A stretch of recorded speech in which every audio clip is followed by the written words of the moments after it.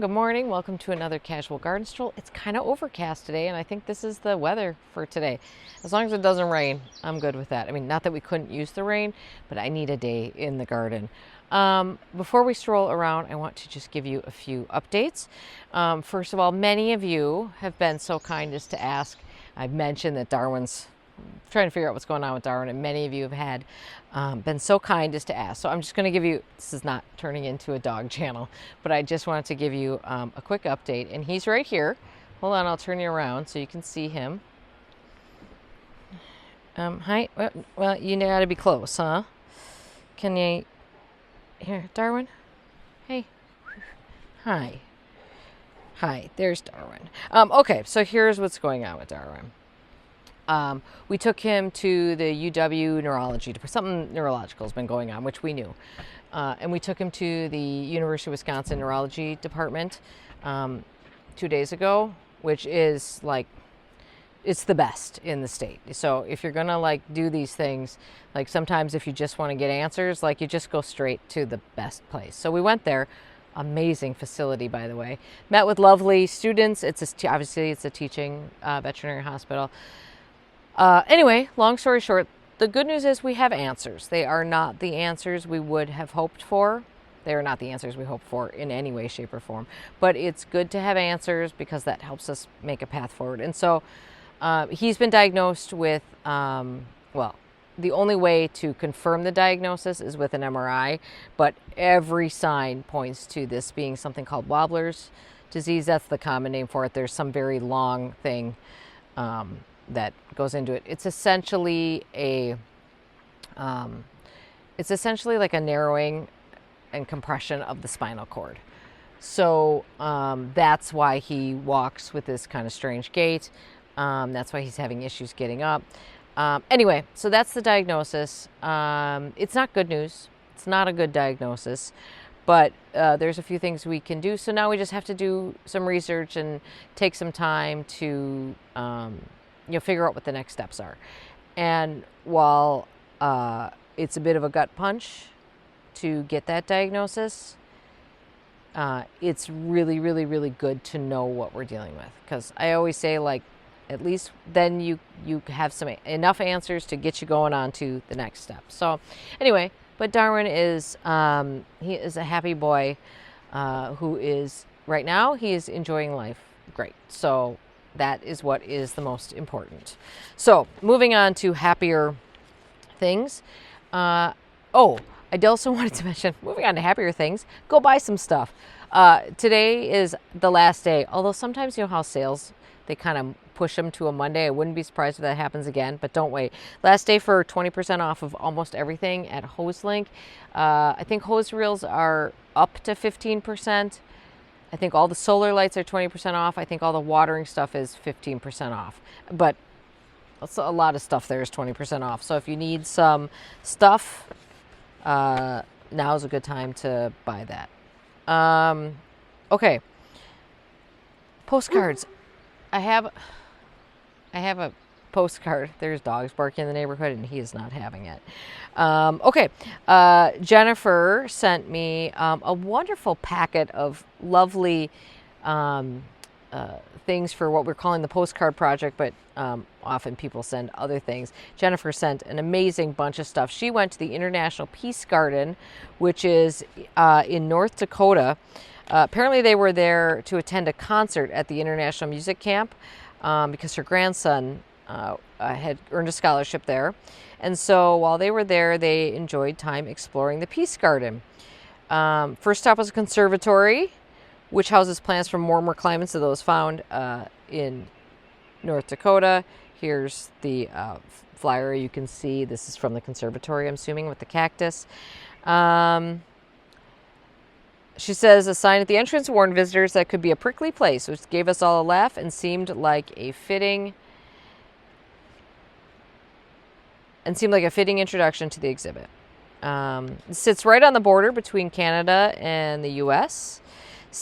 Was established in 1932 as a symbol of the peaceful relationship and friendship between the two countries. Visitors can literally stand in both nations at the same time, which my grandchildren found especially entertaining. 1 foot in the USA and 1 foot in Canada. It's a zone 3A climate. Here's the grandkids, you guys. Look at how cute this is. This is the cutest picture. Zone 3A. So plants are only starting to come into bloom. Isn't that nuts? Here's the prickly place. Here's a shot from in there.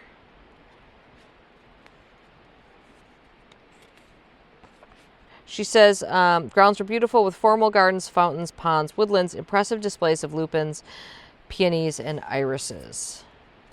More cactuses. Combination of open vistas, water features, original artworks, and carefully maintained plantings made for a very enjoyable afternoon.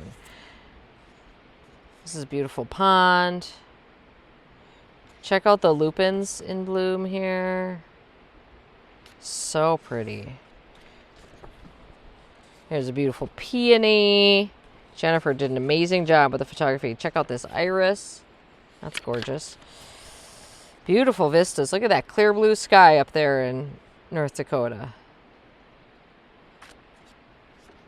This is kind of a nice sign. The gates in our formal garden are only in place to protect our plants from the ravages of the white-tailed deer population. So please pass through them, then close the gates behind you.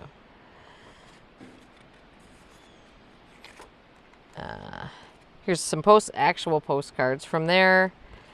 She says, I didn't think the postcards were very good, which is why she's on the picture. She's right. Her pictures are way better than the postcards. Anyway, she says, as gardeners, I thought you might appreciate their ongoing battle with deer. It's reassuring to learn that even the professionals face the same challenges we do. Gardens has installed fencing around the formal garden areas to protect the plants from the white-tailed deer population. Annuals were just planted in the past week. I would love to go back and see them in July or August. Hope you enjoy these glimpses of a special place that celebrates both horticulture and international friendship. Absolutely. Thank you, Jennifer. That was a lovely walk down that, and that would be a lovely place to go. How nice that you happen to be there and have a good excuse to go to that garden. Very cool. Okay, let's go on a little bit of a tour. I'm just going to tell you guys, as sometimes happens, I'm a little backed up on editing videos. So there are some things that are done and I don't want to show them to you because they're coming up in a video. I gotta have some reason, but there's plenty of other stuff to show you, including poppy extravaganza. All right, let's go. Here we go. All right. Hello. Okay. We're gonna start over here. Please ignore the, actually here, let me pull this stuff away so you can actually see a little bit. You guys, this patio is going to be empty by the end of the day, come hell or high water. So I'm delighted to see that for the most part this worked because I mostly planted purple poppies over here or variations on purple. So these are all the amazing gray Shirley poppies. Really amazing how, somebody told me, they're like, oh, just wait, they all come up different. Which is really interesting how differently they are in shades. And there are some around that are actually like almost white. I mean, here's one with like white with just like the tiniest like fluff on the edges. Here's some that are basically white. They're really beautiful flowers. Then the dark one here, this is Lawrence grape. Beyond that, we've got Hungarian blue right there, and then that's Lawrence grape, and that's another Hungarian blue there. Anyway, so this, now I moved those pots, I'm going to trip over them. This whole area is really pretty, is going to be a disaster when these poppies are gone, but for now, amazing. Then, I mean, this is clearly a self-sown guy who just worked his way in here. He gets to stay. This is another one. This is, I consider, and these are kind of always interesting to me. They're like really, they're almost like semi-doubles because they've got this one petal on the outside, but then we've got this fluffy bit in the middle. And then here's a Shirley poppy, or I mean, this was planted with the amazing grays, that is this like crazy coral color. Kind of wild. We'll just look since we're here. Here's Rosy Teacups Dogwood. You guys, I don't understand why it's not turning pink. I actually Googled it. I'm like, it does go pink as it ages, right? But we still don't have much in the way of pink. But yes, that is how it's supposed to work. I don't know What's going on? It's still beautiful, obviously. Okay, more poppies to be looked at here. Look at these. I mean, hello. These are huge. And then this is kind of a, I wouldn't say it necessarily goes with the color of poppies that are around it, but I do love it. We'll look at this from the back side too. This is not red. This is like corally color, I would say. Oops, and falling apart. Here's a Hungarian blue that gets in there. Here's a pink. I mean, this is kind of why I love the poppies, because you don't really know exactly what's going to happen when you have a bunch of them. By the way, there's Prince Charming Clematis popping up through the limelight there, which is always fun. Let's go around to the back side. So these are probably self-sown, I'm guessing. They're really tall. But since they're all this kind of lighter pink color, I'm guessing these were self-sown. I mean, I never know for sure. I just love the little skirt of, okay, come on, botany. This is the pollen. So anthers, those are the anthers. Hello. I just love, I mean, the inside of a poppy is truly gorgeous. And then we come down here. We have a few more, not many poppies in this bed actually, but I do love them along the path, that you can just kind of follow the poppies along the path. All right, let's just pop around to the other side here.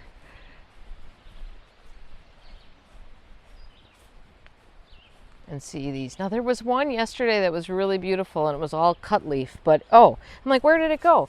It tipped over. That's where it went. Let me see if I can get it out of here without. That's a shame that that guy tipped over. Here, check this guy out. Isn't that wild looking? I should see if he can be stood up again. Here, maybe he can just lean. Just lean on the boxwood. It'll be okay. Because there's more flowers to go in there. Look at that. Isn't that wild? Nice. More of that kind of corally-ish red color. And while we're here, the tiny tough stuffs are starting to come into bloom over here. And you can see as we go over there, let me just zoom in, there's more blue to them. So it's interesting. You know, I of course, I do add aluminum sulfate to these, but I don't know that I did this year. So each plant is a little different. They're pretty. They're really, really pretty. So many pretty poppies. You guys, this is just going to be like all poppies all the time. Lots of, lots of stuff coming up. Here is, this is a self-sown verbena Bampton, which is the best way to grow it. It seeds itself around. It's great. I did buy a couple as sort of emergency backups, but of course it comes up in the gravel paths like crazy. Check out all the self-sown Nicotiana from last year. Holy moly. I probably need to get in there and, well, I still have to plant I'm still planting dahlias, you guys. So I've still got to stick some dahlias over here. So I'll thin this out a little bit so we can get some dahlias in there. Where are we going next? We're going this way next. Hostas are in bloom. Do I love it? Not really. Not those anyway. Some have very pretty blooms, but I wouldn't say that's one. This is probably the last time, well, it is the last time that you are going to see the lady's mantle in this form in a stroll video, because by the middle of this week, I will be cutting this all back. Now, it's a little, they could go a little bit longer, right? But the timing just works out that this is the right time to do it. But you can see here why, this is why I cut the whole thing back. You can see the foliage is starting to look not great. It's also an excellent time when I cut those back. It's also a great time to weed this really well, because there are weeds that get in there. It's very difficult to weed when everything's that packed in there, and to edge this bed. So it is a really nice bed cleanup. Cut those all back. I will not cut back these beautiful dianthus. It's the only time I've ever really liked a dianthus, you guys. And the Crown Princess Margareta rose that I thought was dead is actually looking better than it ever has. So I certainly did nothing to deserve those flowers. Let me see if it smells. Oh, it does smell beautiful. Oh, I should probably cut some of those and enjoy those. They're really pretty.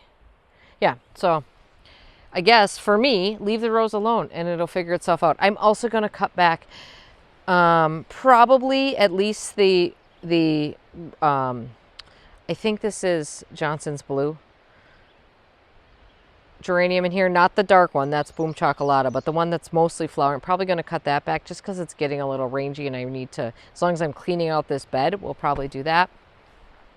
The hardy bananas, the Ever Red, which several of you mentioned do not truly stay red, which I have heard was a problem, are growing pretty quick, so that's good. More poppies that have put themselves here. Is there anything to, yeah, we'll just pop over here quickly.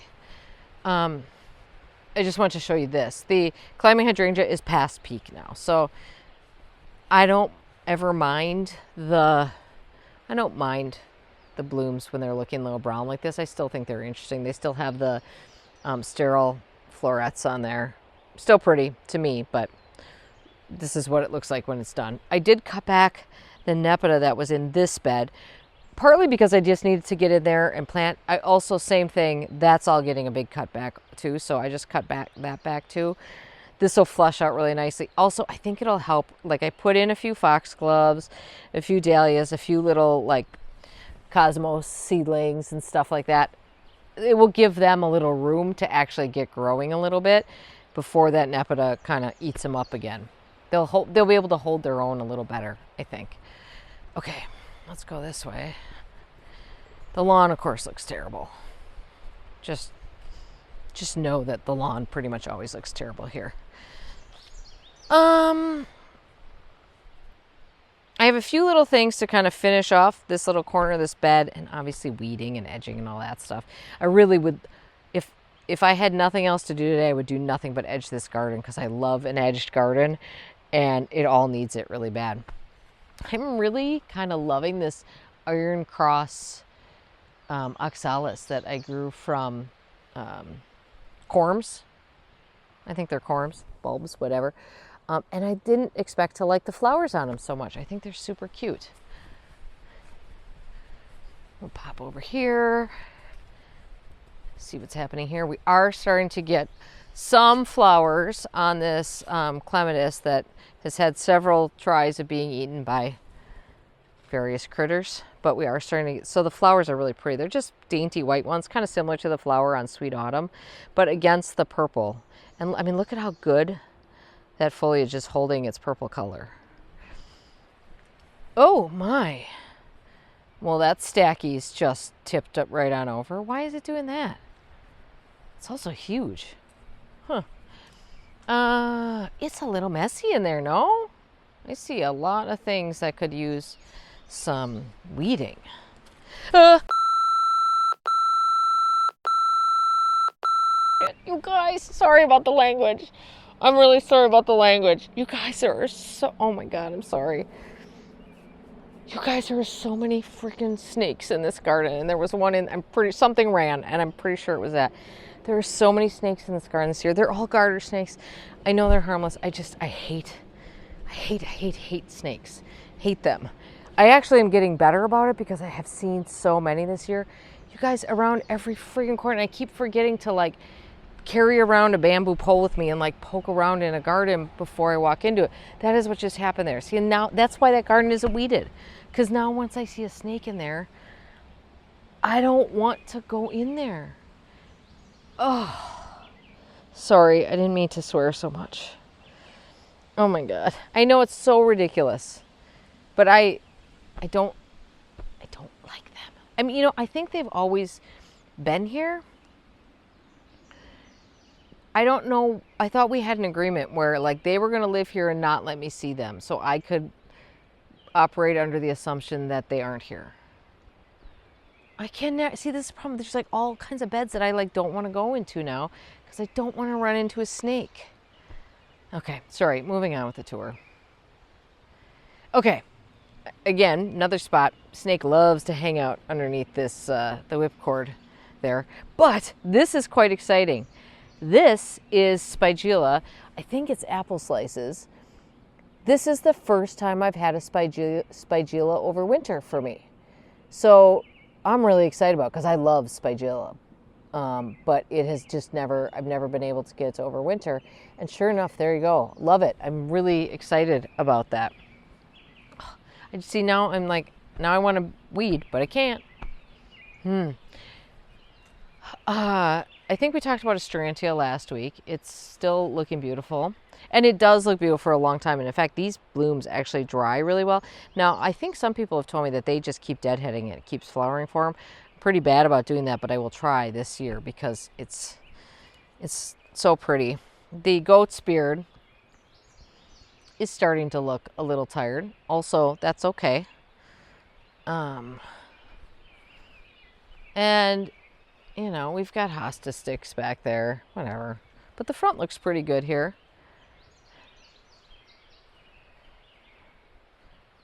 Somebody ate the flowers, which is fine. Go ahead, eat the flowers. This is Dawn's early light. Eat the flowers on it. I don't care about that. And I think I showed you last week all the begonia seedlings. They're everywhere. I understand now why people think this plant is a little aggressive. It really does reseed. I hope they hurry up and start like doing something. Oh, look at all the grass. Did I show you? I think I saw the grass in here last week. Didn't do anything about that. This is Silver Center Erycema. So I bought a bulb of this last year from Etsy.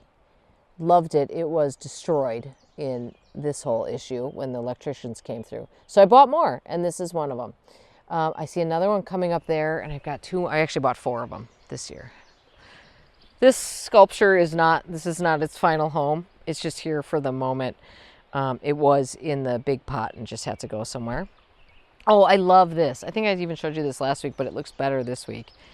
This is Arabella clematis, growing here just by the moonstone and with the pretty Hecklenchloa and then the chartreuse of the flowers on the lady's mantle.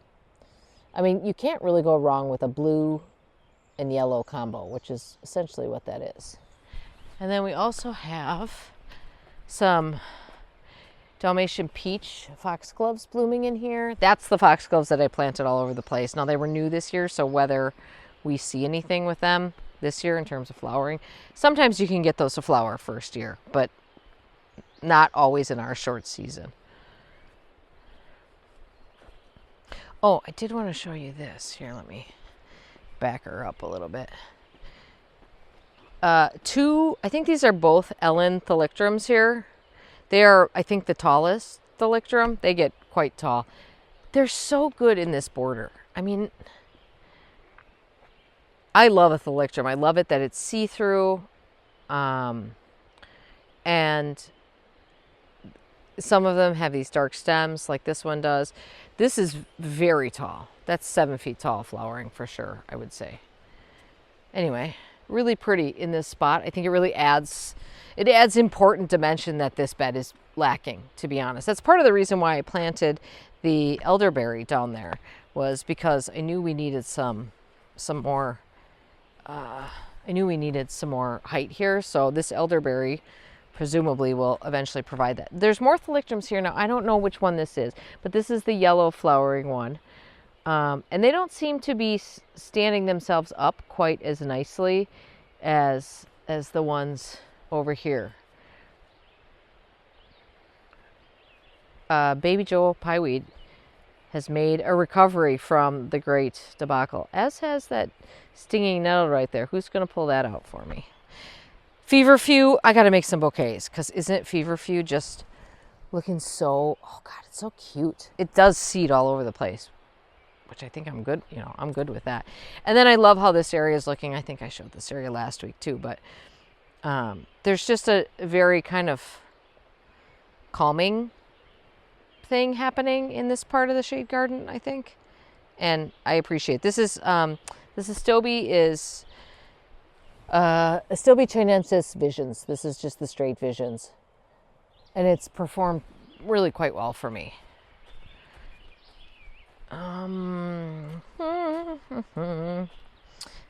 There's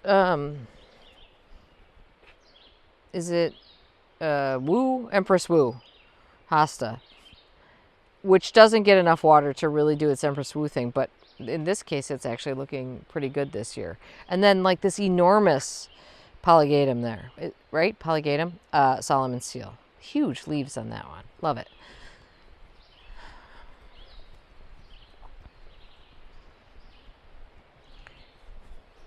I don't know, why are these weeds? I must have tossed a weed and landed right on top of it. These are the tiny tough stuffs from over here.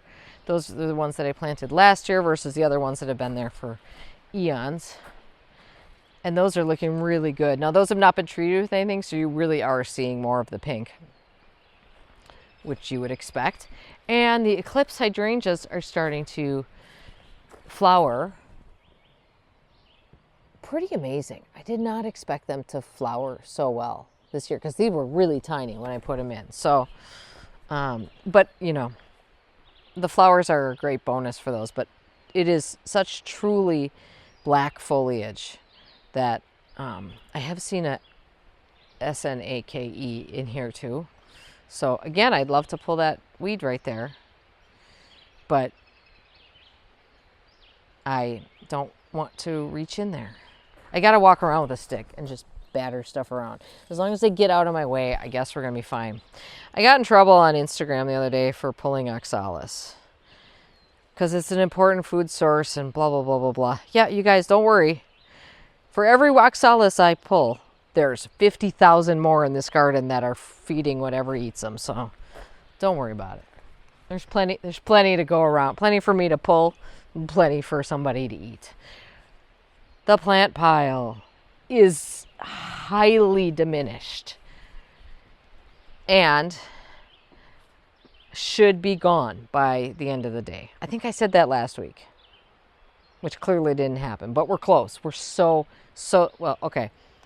I still don't really know exactly where this tree's going to go. So I'm still looking for the right spot, and I want to make sure I'm trying to be very intentional about where this tree goes because I want to plant it in the right spot. I don't just want to like thunk it in the ground somewhere. So the tree is probably going to be here for a bit, but the rest of this will go away. By the way, fun fact, I have 4 pairs of hand pruners.